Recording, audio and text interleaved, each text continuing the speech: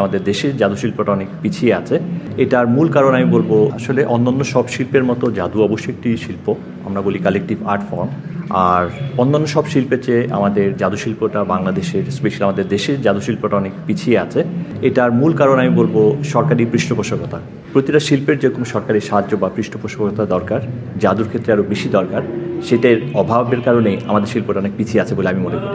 আসলে পিছিয়ে যাচ্ছে এটা আমি বিশ্বাস করি না। হয়তো বা অন্যান্য শিল্পের যেরকম প্রচার আছে বা এক্সপোজারটা আছে, আমাদের জাদু শিল্পের তেমন এক্সপোজার নেই, প্রচারটা অনেক কম। আর আমি আমার ঘরানার বা আমার স্টাইলে শো করছি। আমার টপ কর্পোরেট যারা আছে বা বাংলাদেশের যা বড় ইভেন্ট যেগুলি হয় সেখানে আমন্ত্রণ আসে বলেই শো করি। আর বাংলাদেশের পাশাপাশি বিদেশে আমার একটা ভালো মার্কেট আছে, এবং বিদেশে আমি বলবো বাংলাদেশের ম্যাজিকের অনেক ভালো চাহিদা আছে। তো সেক্ষেত্রে বিদেশের আমন্ত্রণ আসে বলেই আমরা অনুষ্ঠান করতে যাই।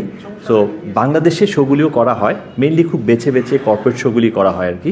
তো সেক্ষেত্রে যারা জুনিয়র বা অন্য ম্যাজিশিয়ানরা আছে তারাও কিন্তু শো করছে না যে তা না, হয়তো এক্সপোজারটা কম। আর আরেকটা হচ্ছে তারা সাধারণত কিডস পার্টি, বাচ্চাদের অনুষ্ঠান বা জন্মদিনের অনুষ্ঠানে সীমাবদ্ধ হয়ে গেছে, যার কারণে হয়তো বা এক্সপোজারটা সেই লেভেলের হচ্ছে না, এটা আমার মনে হয় আর কি।